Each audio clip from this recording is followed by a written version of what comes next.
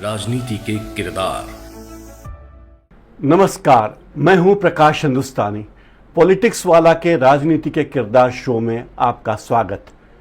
आज किरदार की तीसरी कड़ी में हम बात करने वाले हैं कि ऐसे व्यक्ति की जो साहित्य से राजनीति में आया और राजनीति से धर्म कर्म की दुनिया में प्रवेश कर गया, जो विवादों में घिरा रहा, जिसकी चर्चा देश के हर अखबार में, हर चैनल पर होती है। पहले उन्होंने इंजीनियरिंग की पढ़ाई करनी चाहिए, लेकिन फिर हिंदी भाषा की ओर चले गए। फिर पीएचडी कर ली हिंदी साहित्य में और शोध का विषय था कौरवी लोकगीतों में लोक चेतना। फिर कॉलेज के विद्यार्थियों को पढ़ाना उनका रोजगार बन गया। फिर वो कविता करने लगे और कविता उनका धर्म बन गया। फिर उनको राजनीति में करियर शुरू नजर आया। फिर उन्होंने चुनाव का दांव खेला, लेकिन बुरी तरह हार गए। लोकप्रियता के लिए उन्होंने अन्ना हजारे का दामन भी थामा। जब आम आदमी पार्टी बनी, तब उन्हें दूध की मक्खी की तरह निकालकर बाहर कर दिया गया। इसके बाद उन्होंने मंच पर अल्लम पल्लम फल्लम बहुत बोला, लेकिन आम आदमी पार्टी वालों ने उनकी सुनी नहीं। 2014 के लोकसभा चुनाव में उन्होंने अमेठी से पर्चा भरा था। तब उन्होंने बताया था कि उनके पास 3 करोड़ 82 लाख रुपए से ज़्यादा की संपत्ति है। वार्षिक आय करीब 37 लाख रुपए बताई थी। लेकिन चुनाव के नतीजे आए तो वे चौथे नंबर पर थे। अमेठी में राहुल गांधी जीते थे, उन्हें 4,08,000 से ज़्यादा वोट मिले। स्मृति ईरानी दूसरे नंबर पर थी, उन्हें 3,07,000 वोट मिले। और जिनकी मैं बात कर रहा हूँ, कुमार विश्वास की, उन्हें 25,727 वोट मिले। जमानत जब्त हो गई। फिर शायद उन्हें उम्मीद रही होगी कि आम आदमी पार्टी उन्हें राज्यसभा में भेज देगी। आम आदमी पार्टी ने नहीं भेजा, उनकी मनोकामना पूरी नहीं हुई। विश्वास कुमार शर्मा उनका असली नाम है, लेकिन उनकी बहन के कहने पर उन्होंने अपना नाम कुमार विश्वास रख लिया। कविता की दुकान को उन्होंने बड़े भव्य पैमाने पर सजाया। कविता को मल्टीप्लेक्स बना दिया, कविता का मॉल बना दिया। और एक कवि सम्मेलन के लाखों रुपए लेने लगे। 15-20 मिनट कविता पढ़ने के 10 लाख, 15 लाख, 20 लाख, जैसा ग्राहक फंस जाए वैसे। लेकिन उन्हें लगा कि पैसे तो और कमाना चाहिए, ये 10-20 लाख से क्या होगा। तो उन्होंने राम कथा पढ़ने का बीड़ा उठाया और राम जी के सहारे वो लक्ष्मी जी की पूजा करते हैं। उनके पूजा का कारण लक्ष्मी जी है, लक्ष्मी जी की सेवा करते हैं, लेकिन बहाना राम कथा का। उन्हें पता है कि अयोध्या में भगवान श्री राम का भव्य मंदिर बन चुका है, जगह जगह भगवानों के नाम पर लोग बन रहे हैं, पूरे देश में धर्म और धार्मिक कार्यक्रम बहुत तेज़ी से बढ़ रहे हैं। तो उन्हें लगा कि धर्म की दुकान अच्छी है, धर्म की दुकान खोल लेनी चाहिए। ऐसे हमारे कुमार विश्वास जी। पिछले कुछ दिनों से वे ऐसे विवादास्पद बयान देते रहे कि बीजेपी भी उनकी आलोचना करती रही और अन्य तमाम मीडिया में उनकी आलोचना होती रही। लेकिन फिर उन्होंने अपनी इमेज बिल्डिंग के लिए तरह तरह के जतन किए। अपना फार्म हाउस बनाया, गौवें पाली, गौ माता के साथ अपने फ़ोटो सोशल मीडिया पर शेयर करना शुरू किए। अपना कुमार विश्वास स्टूडियो, केवी स्टूडियो खोला। आज भी वे सोशल मीडिया पे बहुत बड़े स्टार हैं। इंस्टाग्राम पर उनके 43 लाख 43 लाख उनके फॉलोअर हैं और एक्स पर उनके करीब 1 करोड़ 99 लाख से अधिक फॉलोअर हैं। एक्स पर ही कुमार विश्वास ऑफिस, उनके ऑफिस के नाम पे भी उन्होंने एक अकाउंट खोला, उसमें करीब 37,500 फॉलोअर हैं आज की तारीख में। लेकिन एक बात माननी पड़ेगी, उनके नाम पर हज़ारों फर्जी अकाउंट हैं, हज़ारों। साहित्य के मंचों पर और साहित्यिक फेस्टिवल में उनकी हाजिरी लगना बड़ा शुभ माना जाता है।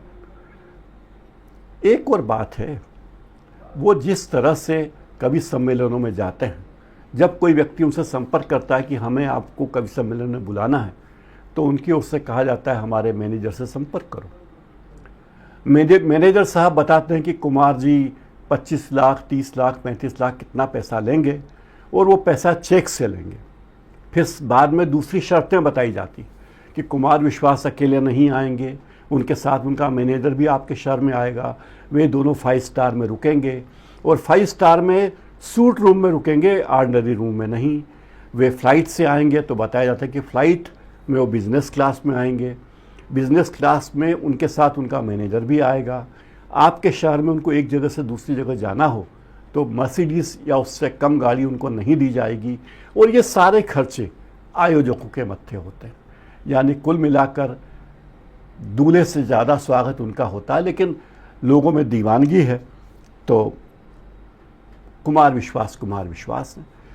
अब उनका एक और चेहरा सामने आया, उनकी बेटी की शादी में एक नया चेहरा सामने आया।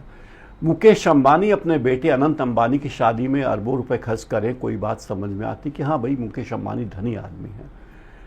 शिवराज सिंह चौहान अपने बेटों की शादी में भव्य आयोजन करें, समझ में आता है। लेकिन अपनी बेटी की शादी में फूहड़ता और अश्लीलता का जो नंगा नाच कुमार विश्वास ने किया वो बेहद शर्मनाक है। शर्मनाक इसलिए कि उन्होंने करोड़ों रुपए उस शादी में खर्च किए, अपने संपर्कों का उपयोग करके अपनी सत्ता को बढ़ाने की कोई कोशिश उन्होंने नहीं छोड़ी, हर कोशिश की। उदयपुर के ग्रैंड लीला पैलेस में उनकी बेटी की शादी के 3 दिन के आयोजन हुए, फिर दिल्ली में एक अलग स्वागत समारोह भी हुआ। इस आयोजन में बड़ी संख्या में लोग आए। उदयपुर की पिछोला झील के किनारे बने लीला होटल का एक दिन का किराया 1 से 1.5 करोड़ रुपए है। 3 दिन का पूरा आयोजन था, पूरा होटल बुक था। यहाँ एक सामान्य व्यक्ति को रुकने पर भी 1 लाख से ज़्यादा रुपए खर्च करने पड़ते हैं। लेकिन कुमार विश्वास ने शादी में नेताओं, धर्मगुरुओं और सेलिब्रिटीज़ को बुलाकर अपना जो माहौल बनाने की कोशिश की है, उससे कविता का तो भला नहीं होने वाला है, लेकिन हाँ उनकी निजी तमन्ना ज़रूर पूरी हुई होगी कि एक पिता अपने बेटी का ब्याह कैसे करता। हर पिता की तमन्ना होती कि उसकी बेटी भव्य तरीके से विदा हो, भव्य आयोजन हो। तो कुमार विश्वास ने भी ऐसा ही किया। लेकिन सवाल ये कि जिस कुमार विश्वास के पास 2014 में 3 करोड़ और कुछ लाख रुपए थे, आज वो 10-15 करोड़ रुपए की शादी कर रहे हैं। मतलब 10 साल में उन्होंने करोड़ों रुपया कमाया है। जाहिर है राजनीति से कमाया है, राम कथा करके कमाया है और कविताओं से कमाया। राम कथा में आप बड़े प्रवचन देते हैं, लेकिन लाखों रुपए, एक दिन के 60-60 लाख रुपए लेते हैं प्रवचन के। तमाम दूसरे साधु संत भी लेते हैं। तो कुमार विश्वास भी राम कथा करने वालों से अलग नहीं है। आप कल्पना कीजिए उस शादी की जिसमें प्रधानमंत्री नरेंद्र मोदी गए हों, जिसमें गृह मंत्री अमित शाह हों, जिसमें रक्षा मंत्री राजनाथ सिंह हों, जिसमें उपराष्ट्रपति जगदीप धनखड़ हों, बीजेपी के अध्यक्ष जेपी नड्डा हों, पूर्व राष्ट्रपति रामनाथ कोविंद हों, चिराग पासवान, गजेंद्र सिंह चौहान, नायब सिंह सैनी, सुधांशु त्रिवेदी, प्रमोद कृष्णम और कई राज्यों के मुख्यमंत्री और उप मुख्यमंत्री हों। यानी दिल्ली, हरियाणा, राजस्थान, छत्तीसगढ़, उत्तर प्रदेश, उत्तराखंड, मध्य प्रदेश के मुख्यमंत्री उस शादी में रौनक बढ़ा रहे थे। तो जाहिर है कि ये शादी नहीं थी, ये बेटी की विदाई नहीं थी, बल्कि एक शो था। और तो और राष्ट्रीय सुरक्षा सलाहकार अजीत डोभाल को भी उन्होंने बुलाया और अजीत डोभाल ने भी कुमार विश्वास को ओबलाइज किया।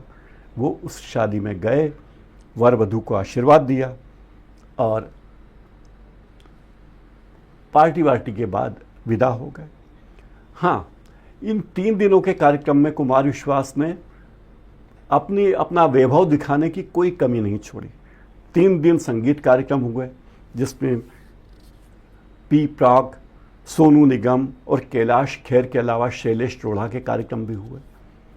आखिर कुमार विश्वास की बेटी की शादी थी तो साधु संतों का डेरा भी होना ज़रूरी था, क्योंकि कुमार विश्वास भी अब राम कथा कहने लगे हैं। राम कथा बाँचने के धंधे में कुमार प्रशांत आ गए हैं। तो फिर इसमें धीरेन्द्र शास्त्री की मौजूदगी भी रही, स्वामी कैलाशानंद भी थे, साध्वी ऋतंबरा भी थीं और कथावाचक पंडित पुंडरीक जी भी थे। मीडिया जगत की भी बहुत सारी हस्तियां इस कार्यक्रम में गई। कई हस्तियां लार टपकाती रही कि उन्हें न्योता नहीं मिला, तो वे दुखी रहे। लेकिन जो लोग नहीं आए उनमें आम आदमी पार्टी का कोई नेता कुमार विश्वास की शादी में नहीं आया। न दिल्ली के रिसेप्शन में आया, न उदयपुर में आया, न अरविंद केजरीवाल आए, न योगेंद्र यादव आए, न मनीष सिसोदिया आए, न संजय सिंह आए, न किरण बेदी आई और तो और अन्ना हजारे भी नहीं आए, जिन अन्ना हजारे के मंच पर इंडिया अगेंस्ट करप्शन के मंच पर कविता पढ़ पढ़कर कुमार प्रशांत लाइमलाइट में आए थे, लेकिन वो अन्ना हजारे भी ये कहते हुए पाए गए थे पिछले दिनों की अरविंद केजरीवाल की तरह कुमार विश्वास भी भटक गए हैं। और हाँ, कुमार विश्वास जिस तरह के विवादास्पद बयान दे रहे हैं वो उससे लगता है कि वो बीजेपी के करीब जाना चाहते हैं या हिंदुत्ववादी लाइन पकड़ लेना चाहते हैं या कि वो योगी जी की लाइन पर चलना चाहते हैं। जैसे उज्जैन में राम कथा के दौरान उन्होंने आरएसएस के नेताओं को अनपढ़ कहा था, लेकिन जल्दी ही अपनी बात सुधार ली। उत्तर प्रदेश सरकार की नीतियों का वे विरोध करते हैं और नेहा सिंह राठौर के साथ देते हैं और आम आदमी पार्टी की शराब नीति की मुखालिफत करते हैं। अपने बयानों से उन्होंने बीजेपी के नेताओं को, आम आदमी पार्टी के नेताओं को, कांग्रेस के नेताओं को वक्त वक्त पर नाराज़ किया, लेकिन उनकी मुख्य धारा एक ही रही। उनकी मुख्य धारा ये रही कि किसी भी तरह खुद को अतिवादी हिंदू दिखाया जाए, वैसा ही अतिवादी हिंदू जैसा धीरेन्द्र शास्त्री दिखाते हैं या और दूसरे नेता दिखाते हैं। सोनाक्षी सिन्हा की शादी पर उनकी टिप्पणी बड़ी विवादास्पद रही। धर्मनिरपेक्ष लोगों ने कहा कि ये कैसी बातें करने लगे। सैफ अली खान और करीना कपूर के बेटे का नाम जब तैमूर हुआ तो इस पर भी उन्होंने बड़ा विवादास्पद बयान दिया कि तैमूर नाम की क्या ज़रूरत है।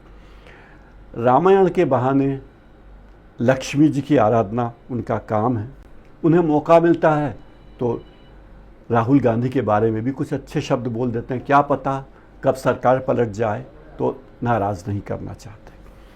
एक रोमांटिक कवि के रूप में मशहूर हुए कुमार विश्वास ने पहले प्रेम की कविताएं पढ़ी, रोमांस की कविताएं पढ़ी, भावनाओं की कविता पढ़ी, लेकिन फिर वे संस्कृति की बात करने लगे, हिंदुत्व की बात करने लगे और अपने आप को सबसे बड़ा देशभक्त दिखाने की बात भी करने लगे।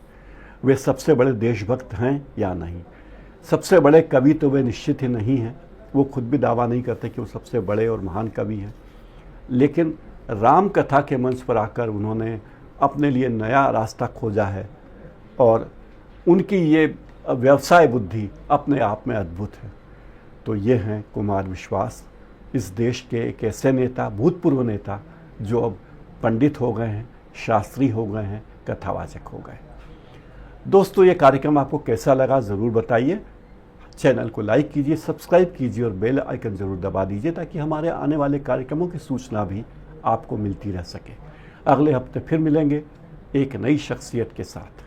तब तक के लिए इजाज़त दीजिए। धन्यवाद।